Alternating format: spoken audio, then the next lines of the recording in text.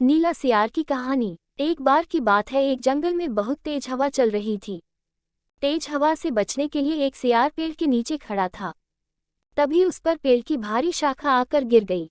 सियार के सिर में गहरी चोट लगी और वो डरकर अपनी मांद की ओर भाग गया। उस चोट का असर कई दिनों तक रहा और शिकार पर नहीं जा सका।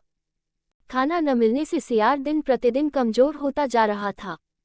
एक दिन उसे बहुत तेज भूख लगी थी। उसे अचानक एक हिरन दिखाई दिया।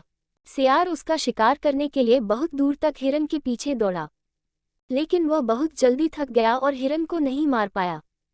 सियार पूरे दिन भूखा प्यासा जंगल में भटकता रहा, लेकिन उसे कोई मरा जानवर भी नहीं मिला जिससे वह अपना पेट भर सके। जंगल से निराश होकर सियार ने गांव की ओर जाने की ठानी। सियार को उम्मीद थी कि गांव में उसे कोई बकरी या मुर्गी का बच्चा जरूर मिल जाएगा, जिसे खाकर वह अपनी रात काट लेगा। गांव में सियार अपना शिकार ढूंढ रहा था, लेकिन तभी उसकी नज़र कुत्तों के झुंड पर पड़ी जो उसकी ओर आ रहे थे। सियार को कुछ समझ में नहीं आया और वो धोबियों की बस्ती की ओर दौड़ने लगा। कुत्ते लगातार भौंक रहे थे और सियार का पीछा कर रहे थे। सियार को जब कुछ समझ नहीं आया तो वह धोबी के उस ड्रम में जाकर छुप गया जिसमें नील घुला हुआ था। सियार को न पाकर कुत्तों का झुंड वहां से चला गया।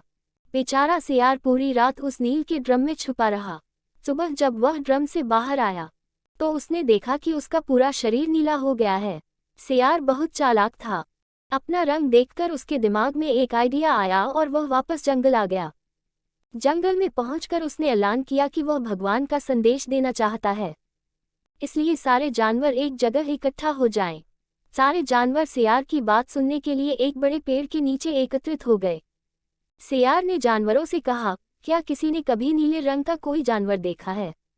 मुझे ये अनोखा रंग भगवान ने दिया है और कहा है कि तुम जंगल पर राज करो। भगवान ने मुझसे कहा है कि जंगल के जानवरों का मार्गदर्शन करने की जिम्मेदारी तुम्हारी है। सभी जानवर सियार की बात मान गए। सब एक स्वर में बोले, कहिए महाराज, क्या आदेश है? सियार ने कहा, सारे सियार जंगल से चले जाएं, क्योंकि भगवान ने कहा है कि सियारों की वजह से इस जंगल पर बहुत बड़ी आपदा आने वाली है।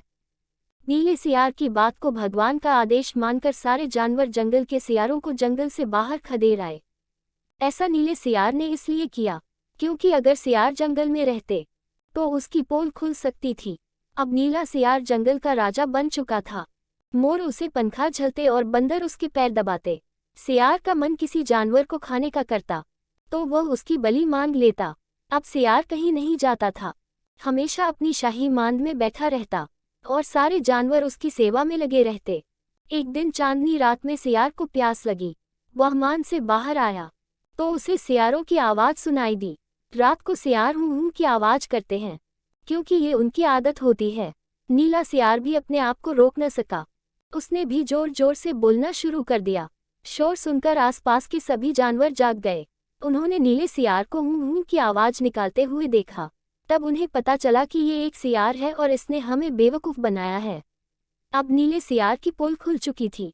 ये पता चलते ही सारे जानवर उस पर टूट पड़े और उसे मार डाला। इस कहानी से हमें ये सीख मिलती है कि हमें कभी भी झूठ नहीं बोलना चाहिए। एक न एक दिन पोल खुल जाती है। किसी को भी ज़्यादा दिनों तक बेवकूफ़ नहीं बनाया जा सकता है।